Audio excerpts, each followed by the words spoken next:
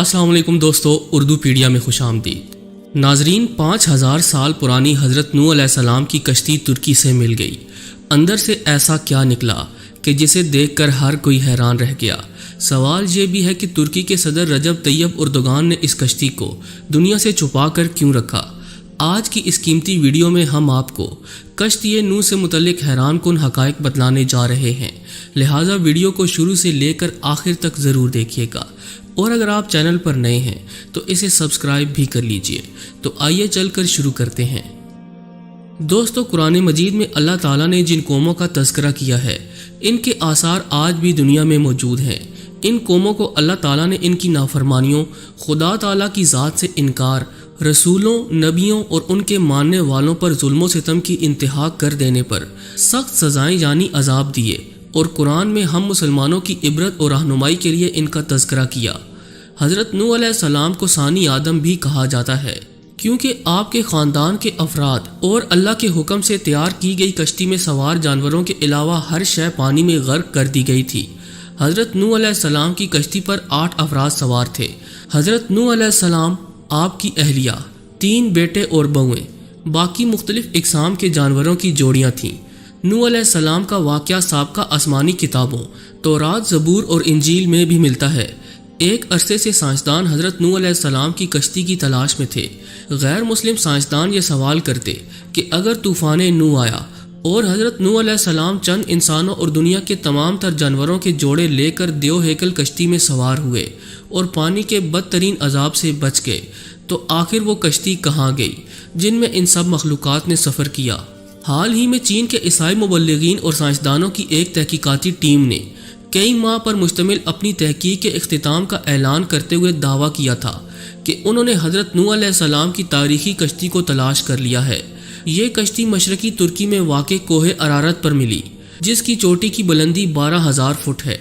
माहिरीन की टीम का कहना था कि इस कश्ती की 3 मंजिलें हैं। ये कश्ती कई मीटर बर्फ़ के नीचे दबी हुई है। गुज़श्ता 200 बरसों से 1 दर्जन से ज़्यादा टीमें हज़रत नूह अलैहिस्सलाम की कश्ती को तलाश कर रही थीं, जिनके बारे में कुरान पाक में आता है कि वो जूदी नामी पहाड़ी की चोटी से टकरा कर रुक गई थी।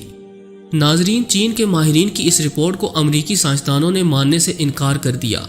उनका कहना है कि कश्ती की लकड़ी के नमूने जो फ्रांसिक जांच के लिए भेजे गए थे, वो इतने पुराने नहीं हैं कि इनके बारे में वसूख से कहा जा सके कि ये हज़रत नूह अलैहिस्सलाम के दौर की कश्ती है। जबकि चीनी माहिरीन की टीम का दावा है कि वो 99% यकीन रखते हैं कि ये वही कश्ती है जो हज़रत नूह अलैहिस्सलाम ने 4800 साल कबल अल्लाह के हुक्म से बनाई थी। माहिरीन का कहना है कि इस कश्ती की 3 मंजिलें हैं और इसमें कई बड़े बड़े कमरे भी हैं और इन कमरों में लकड़ी के सतून हैं।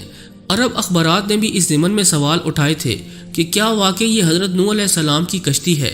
अरब अखबारात ने लिखा कि चीनी और तुर्क ईसाई माहिरीन ने अपनी तहकीक के लिए कुरान करीम की उन आयात का भी मुतालिया किया था जिसमें कश्ती के सफ़र को बयान किया गया।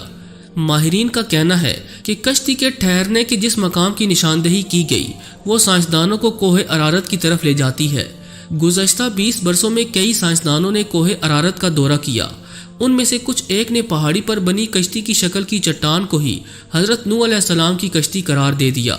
लेकिन चीनी और तुर्क माहिरीन ने पहाड़ के उस बर्फीले मकाम पर तहकीकात की जहां दर्जा हिरारत -60 डिग्री होता है और पहाड़ के जिस हिस्से में कश्ती की बाकियात दरियाफ्त की गई वो इंतहाई ढलवान और ख़तरनाक है।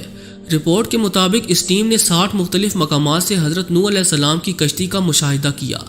ये कश्ती कई जगहों से टूटी हुई है, ताहम मुकम्मल तबाह इसलिए नहीं हुई कि ये बर्फ़ की दबीज तह में दबी हुई है।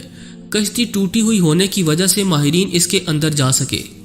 नाजरीन ग्रामी, चीनी माहिर वेंग चेंग ने बाज़ाब्ता एक प्रेस कॉन्फ्रेंस मुनक्किद करके अपनी तहकीक से आगाह किया। कश्ती का मुआयना करने वाले एक चीनी माहिर का कहना है कि कश्ती का हर कमरा 5 मीटर ऊंचा है। इसमें कोई भी जानवर आसानी से समा सकता है। चीनी माहिरीन ने रेडियो कार्बन टेक्नोलॉजी से कश्ती के टुकड़ों का मुशाहिदा किया और दावा किया कि ये 4800 साल पुरानी है। कश्ती में कई संदूक भी मिले, लेकिन चीनी माहिरीन इनको खोल नहीं पाए। माहिरीन एक मरतबा फिर से जदीद आलात और एक्सरे मशीनों के जरिए कोहे अरारत का तफसीली दौरा करने वाले हैं, ताकि तमाम राजों से पर्दा हटाने के अलावा अमरीकी साइंसदानों के सवालात का जवाब दे सकें। हज़रत नूह अलैहिस्सलाम की कश्ती दरियाफ्त करने का दावा नया नहीं है। دوسری جنگ عظیم میں لیونارڈ نامی برطانوی فوجی لڑائی میں حصہ لینے عراق گیا تھا۔ لیونارڈ کو تاریخ اور آثار قدیمہ میں کافی دلچسپی تھی، اس لیے اس نے عراق کے بازاروں میں مختلف آثار قدیمہ کی اشیاء خریدنا اور جمع کرنا شروع کر دی۔ جب وہ چل بسا تو اس کے بیٹے سائمس کے حصے میں یہ اشیاء آئیں۔ اس نے یہ اشیاء برطانیہ کے میوزیم کے حوالے کر دیں۔ برٹش میوزیم سے وابستہ ماہر آثار قدیمہ اروننگ فنکل نے ان اشیاء کا معائنہ کیا۔ ان اشیاء میں سے ایک تختی بھی ملی جس پر قدیم اشوری زبان میں کچھ لکھا تھا۔ سخت مٹی سے بنی اس تختی پر لکھی عبارت کا جب انہوں نے ترجمہ کیا تو وہ حیران رہ گئے، کیونکہ تختی پر درج تھا کہ جب انسانوں کے گناہ بڑھ گئے تو خدا ان سے ناراض ہو گیا اور پھر اس نے گناہگاروں کو پانی میں ڈبونے کا فیصلہ کیا۔ تب فرشتوں نے وادی دجلہ اور فرات میں آباد ایک نیک انسان حضرت نوح علیہ السلام تک خدا کا یہ پیام پہنچایا کہ وہ ایک کشتی تیار کریں اور اس میں نیک لوگوں کے علاوہ تمام جانداروں کا ایک ایک جوڑا بھی سوار کر لیں۔ اس تختی میں کشتی کو اتنا بڑا بتایا گیا کہ وہ فٹ بال کے ایک اسٹیڈیم کے برابر تھی۔ ماہرین نے اندازہ لگایا کہ یہ تختی 4000 برس پرانی ہے، یعنی حضرت عیسیٰ علیہ السلام سے 2000 برس پہلے کی ہے۔ دوستو، اس طرح طوفان نوح کا ایک اور ٹھوس ثبوت دنیا کے ہاتھ بہت پہلے ہی لگ چکا ہے۔ عام طور پر مذہب خصوصاً اسلام کے منکرین ان واقعات کو افسانوی قصے قرار دیتے ہیں۔ یہ تمام ثبوت ان کی آنکھیں کھولنے کے لیے کافی ہیں۔ اس تختی پر یہ بھی لکھا ہے کہ حضرت نوح علیہ السلام کی کشتی آج کل کی کشتیوں کی طرح لمبی نہیں تھی، بلکہ بیضوی یعنی انڈے نما تھی۔ اس زمانے میں دجلہ اور فرات میں اسی طرز کی کشتیاں چلتی تھیں۔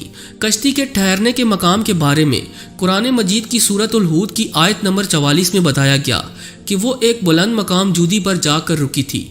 عراق اور شام کے قدیم باشندے بابل کے دور میں یہ سمجھتے تھے کہ حضرت نوح علیہ السلام کی کشتی کوہ کردہ پر ٹھہری تھی۔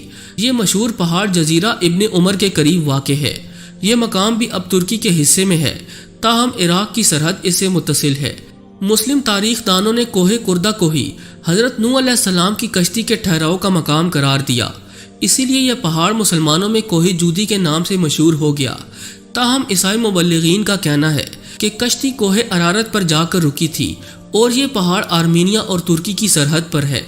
حضرت نوح علیہ السلام کو ثانی آدم کے علاوہ شیخ الانبیاء کا خطاب بھی عطا ہوا، کیونکہ آپ وہ پہلے پیغمبر ہیں جو انسانیت کی طرف بھیجے گئے۔ قرآن پاک میں حضرت نوح علیہ السلام کا نام 73 مرتبہ آیا ہے۔ ان کی عمر 900 برس تھی۔ نبیوں میں آپ سب سے طویل العمر ہوئے۔ حضرت نوح علیہ السلام موجودہ عراق میں آباد ایک قوم کے پاس نبی بنا کر بھیجے گئے تھے۔ جب بہت واعظ اور نصیحت کے باوجود بھی قوم نے سرکشی نہ چھوڑی تو اللہ تعالیٰ سے آپ نے اپنی قوم کے لیے عذاب مانگا۔ اللہ نے آپ کو ایک کشتی بنانے کا حکم دیا۔ 2 سال کی مدت میں کشتی تیار ہوئی، جس کی لمبائی 300 گز اور چوڑائی 50 گز جبکہ اونچائی 30 گز تھی۔ جب عذاب آیا تو آسمان سے مسلسل بارش ہونے لگی اور زمین سے چشمے ابلنے لگے، ہر شے پانی میں غرق ہو گئی۔ حضرت نوح علیہ السلام کی کشتی 6 ماہ 8 دن پانی پر تیرتی رہی اور 10 محرم کو کوہ جودی پر جا کر ٹھہر گئی۔ کئی دن تک پانی اترتا رہا۔ اس کے بعد جب خشکی پیدا ہوئی تو حضرت نوح علیہ السلام نے خسران شہر کو بسایا اور ایک مسجد بنائی جس کا نام سمانین تھا۔ حضرت نوح علیہ السلام طوفان کے بعد صرف 60 برس زندہ رہے۔ ان کا مزار آج بھی لبنان میں موجود ہے۔ جی تو دوستو، ہمیں پوری امید ہے کہ آج کی یہ ویڈیو آپ کو بے حد پسند آئی ہوگی۔ اگر ویڈیو اچھی لگی ہو تو اسے لائک کرتے ہوئے دیگر دوستوں سے شیئر بھی کر دیجیے گا۔ ایسی ہی انفارمیٹیو ویڈیوز دیکھنے کے لیے ہمارے چینل کو سبسکرائب بھی کر لیجیے۔ آج کے لیے بس اتنا ہی۔ اگلی ویڈیو تک کے لیے اللہ نگہبان۔